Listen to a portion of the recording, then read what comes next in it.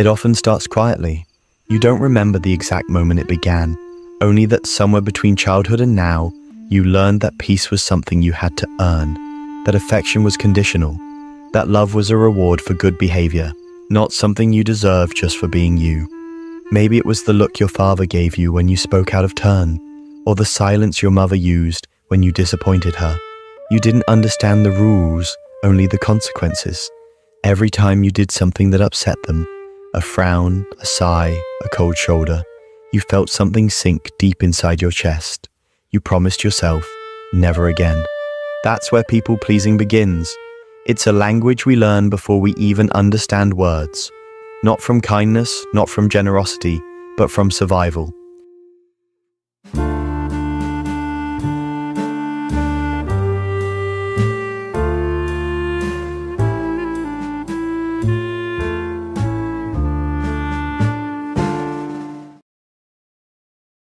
When your safety, your belonging, and your sense of worth are tied to how happy you make others, you grow up believing that harmony is your responsibility. You think your job is to fix the mood, to fill the silence, to make everything okay, even when it's not. And that's the heartbreaking truth. People-pleasing often starts as a child's strategy to stay loved. Most people think people-pleasers are just nice, overly generous, maybe too empathetic. But that's not what's really happening. Deep down, people-pleasers are afraid that if they say no, they'll lose love. Afraid that if they disappoint someone, they'll be abandoned. So they bend themselves into shapes that don't even look like them anymore. They smile when they're angry. They agree when they're exhausted. They apologize for things they didn't do. And every time they do it, they move further away from themselves. You might not realize it, but your nervous system remembers those early lessons. Every scolding that taught you to stay quiet. Every argument that taught you that emotions are dangerous. Every unspoken rule that told you to be easy, calm, and compliant. Those weren't just moments, they were blueprints. The human brain develops by association. When you're young, your brain wires safety with whatever keeps you from being punished or rejected. So if being good meant staying quiet, that's what you did. If being useful meant putting everyone's needs before yours, that's who you became. And over time, your sense of self becomes a reflection of everyone else's expectations. That's what people-pleasing really is. Not a flaw, but a coping mechanism that outlived its environment. But here's the problem. When you grow up, that mechanism doesn't stop running. Even though you're not that powerless child anymore, your body doesn't know that. It still reacts like you'll be punished if someone's upset. It still floods with anxiety when you imagine someone being disappointed in you. And so, you keep performing, keep smiling, keep agreeing, because somewhere deep down, you still believe your safety depends on it. Think about how often you say yes when you mean no. How often you agree just to avoid tension. How often you overthink what someone might think of you, replaying conversations in your head, scanning for the moment where you might have said something wrong. That's not weakness. That's conditioning. For many people, it starts with emotionally unavailable parents. Parents who are unpredictable, inconsistent, or emotionally distant. One day they're loving, the next day cold. One moment they're proud of you, the next they're disappointed. So you learn to monitor their moods like a radar, scanning for emotional storms before they arrive. You start shaping your behavior around their reactions. You study every tone, every sigh, every facial expression, because that's how you survive in that house. And slowly, you become someone else. Someone quieter, someone agreeable, someone who doesn't cause trouble. You don't even realize it's happening. You just learn that your emotions are inconvenient, that your needs are too much, that your boundaries make people pull away. So you bury them. You smile instead. You fix things. You make jokes. You become the peacekeeper. The one everyone loves because you never make them uncomfortable. But inside you're tired, because you can only hold your breath for so long before it starts to hurt. The saddest part? Many people pleasers mistake their exhaustion for kindness. They say, I just care too much, or I don't like conflict. But beneath that is fear. The fear that if you stop giving, no one will stay. Psychologists call it fawning, a trauma response alongside fight, flight, and freeze. When faced with threat or disapproval, Instead of defending yourself or running away, you appease. You say whatever keeps the peace. You try to make others happy so that you don't feel unsafe. It's not that you want to betray yourself. It's that your body doesn't know any other way. And over time, this habit bleeds into everything. Your work, your relationships, even your friendships. You become the reliable one, the one everyone goes to, the one who fixes everything but themselves. You think if you're good enough, calm enough, accommodating enough, people will finally see your worth. But instead, they start expecting it. They stop seeing it as kindness and start seeing it as your role. You become invisible, hidden behind your own politeness. But here's what most people don't realize. Being a people pleaser doesn't actually make people love you. It just makes them comfortable. And there's a difference. Comfort is temporary. Love is unconditional. When you live your life trying to be what everyone needs, you rob them of the chance to love who you actually are. Because how can they love you when you never show them? That's why so many people pleasers feel lonely, even when they're surrounded by people. They give and give, hoping that one day someone will give back. But love born from compliance isn't love. It's control in disguise. So what can you do? First, you have to unlearn what your childhood taught you. That's not easy. It means confronting the uncomfortable truth that maybe your parents weren't always right about what love looks like. Maybe their version of good was really just quiet. Maybe their version of respect was really obedience. See, our parents don't always mean to hurt us. Many of them were doing the best they could with what they knew. But pain doesn't disappear just because it was unintentional. You can forgive them and still acknowledge what it did to you. Because pretending it didn't matter is how people-pleasing survives. Every time you silence yourself to keep someone else comfortable, you repeat the story your childhood wrote for you. You tell yourself, my needs don't matter. My truth isn't welcome. My peace doesn't belong to me. But what if you started writing a different story? What if you stopped apologizing for existing the way you do? The truth is, saying no isn't cruel. Setting boundaries isn't selfish. Disappointing people isn't a failure. It's honesty. It's growth. It's the process of becoming real again. Because here's the secret no one tells you. You don't have to earn love by pleasing people. You earn love by being authentic. The more you chase approval, the more it runs away. But the moment you stop performing, when you finally let people see your flaws, your limits, your truth, that's when real connection begins. Of course, that's terrifying. If your whole life has been built on keeping people happy, being authentic feels dangerous. It feels like walking into a storm without an umbrella. You'll want to run back to old habits. You'll want to apologize for being yourself. But remember, courage isn't the absence of fear. It's doing it anyway. Every time you say no and survive, your nervous system learns that you're safe. Every time you share a truth and someone stays, you prove your brain wrong. You rewire what love means. And little by little, you start to realize that love isn't something you have to win. It's something you can build with honesty, with respect, with boundaries. It's not your job to keep everyone happy. It's your job to be whole. But the healing process doesn't start with saying no to others. It starts with saying yes to yourself. Yes to rest. Yes to honesty. Yes to imperfection. Yes to your own peace. Because when you stop trying to fix everyone else's emotions, you finally have space to feel your own. And that's where you meet yourself again. Beneath the masks, beneath the compliance, beneath the years of pretending everything's fine. You meet the version of you that existed before fear. The one who didn't need to perform.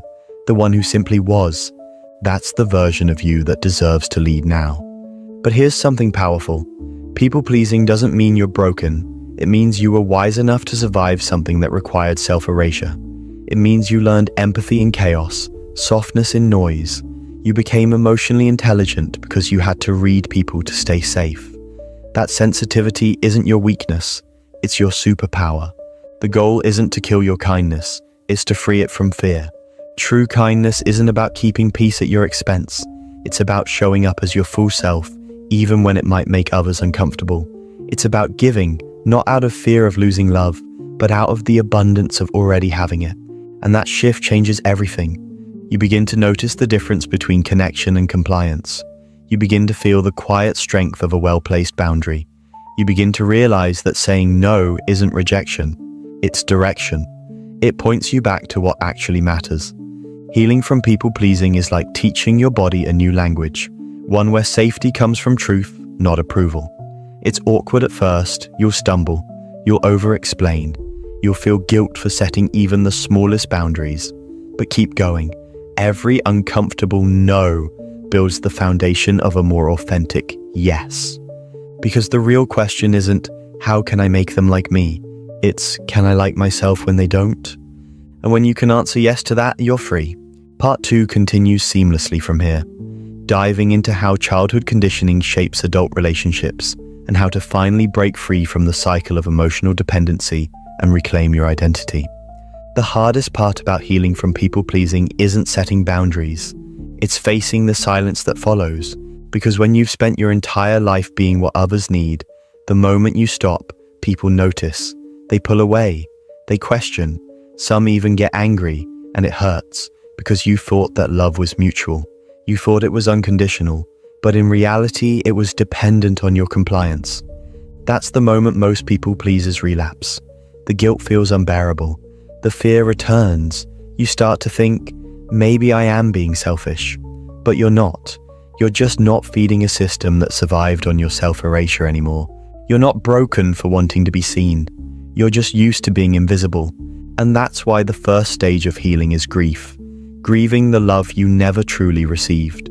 Grieving the childhood where you had to earn peace. Grieving the relationships that only survived because you carried them. Because to stop people-pleasing, you have to admit something painful. You were trained to believe your needs were a burden. That belief doesn't vanish overnight. It lingers in small moments, in how you apologize when you haven't done anything wrong, in how you downplay your achievements so you don't make anyone uncomfortable, in how you over-explain when you simply mean no. These habits feel harmless, but they're symptoms of a deep misunderstanding about love and worth. You learn that love is something you buy with good behavior, that safety is something you earn by never being inconvenient. So you became a master of adaptation, a shapeshifter who could blend into anyone's expectations. But when you always adapt, you forget who you were before you started bending. That's why people pleasers often feel lost when asked simple questions like, what do you want? Or what do you need? Because for years, the answer was never about you. It was about whoever was standing in front of you. You became fluent in everyone else's emotions except your own. And that's not your fault. See, when you were growing up, your parents were your entire world. You depended on them for everything: food, shelter, affection, safety. So if love felt inconsistent or conditional, your brain didn't question them. It questioned you. Children don't think, my parents are emotionally unavailable. They think, I must not be good enough. And so begins the lifelong project of proving your worth. You try to be the perfect student, the perfect friend, the perfect partner. You think if you can just do everything right, no one will ever leave. But what you're really trying to fix is an old wound. The one that whispers, you're only lovable when you're useful. That wound becomes the foundation of your identity. You start to equate peace with control. You become hyper-aware of other people's moods because unpredictability once felt like danger. You can sense tension before it's spoken. You step in to smooth it over before anyone asks you to. You call it empathy, but deep down, it's vigilance. It's your nervous system saying, if I can keep everyone happy, I'll stay safe. But safety built on suppression isn't safety. It's self-abandonment. And that's why people pleasers often feel anxious even when nothing's wrong. The body doesn't trust stillness because peace feels unfamiliar. Your brain keeps searching for signs of rejection, for disapproval, for the next emotional storm, because chaos, as painful as it was, feels like home. It's a strange paradox. You crave love, but you fear it at the same time. Because love, real love, requires honesty. It requires boundaries. It requires you to show up fully as yourself. Something you've been taught is dangerous.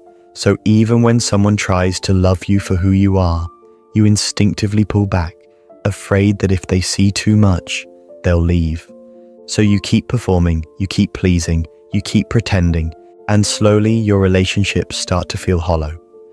Not because others don't care, but because you're not actually in them, only the version of you they expect. That's the hidden cost of people pleasing. You lose connection not just with others, but with yourself. And without that connection, life starts to feel flat. You might find yourself surrounded by people, but none of them truly see you. You might be praised for being so understanding, so selfless, so kind, but deep down, you feel unseen, unheard, unloved. Because how can anyone love the real you if the real you is never allowed to exist? So how do you begin to change something so deeply wired? You start by learning the difference between kindness and compliance. Kindness comes from choice. Compliance comes from fear. When you act out of kindness, it nourishes you. You feel expansive, grounded, at peace. But when you act out of fear of disappointing someone, fear of being misunderstood, it drains you. You leave the conversation feeling smaller. That's the moment you need to pause and ask yourself, am I doing this because I want to, or because I'm afraid not to? That question can change your life. It helps you recognize where you've been giving your power away, not out of love, but out of fear of losing it. And once you start noticing that pattern, you can begin to rewrite it.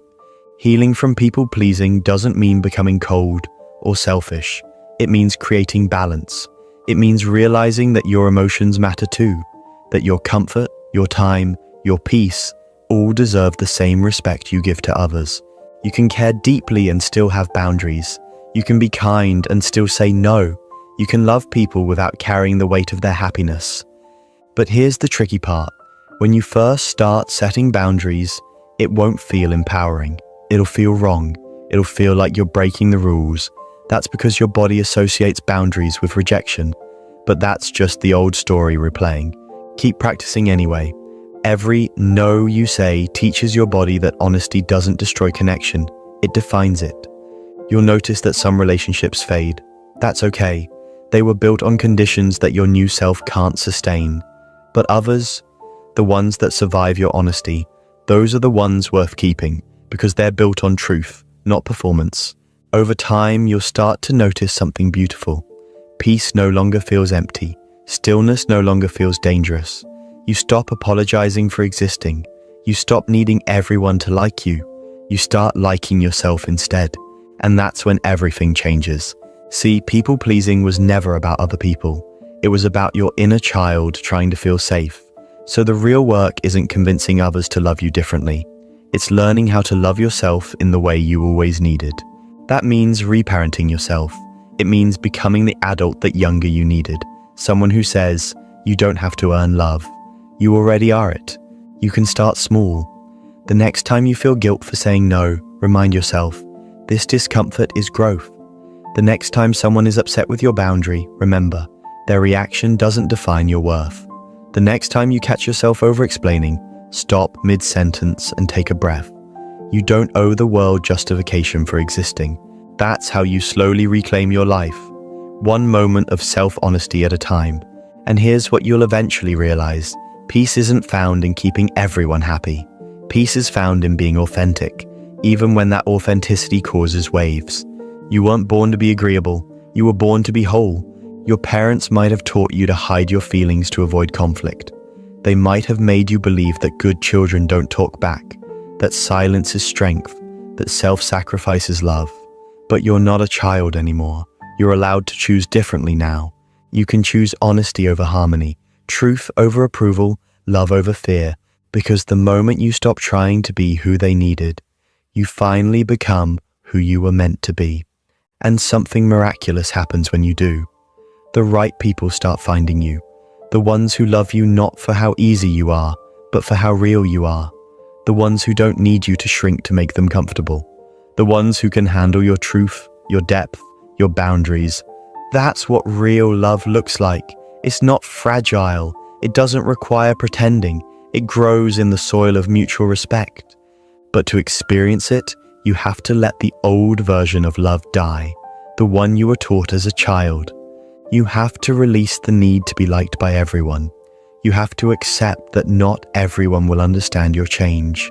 Some will call you distant, some will call you cold, but the truth is, you're finally becoming whole. Because you can't build real connection on self-abandonment. You have to show up as yourself, even when it feels risky, and in that process, you'll realize something profound. The peace you were always trying to create outside of you was waiting inside you all along.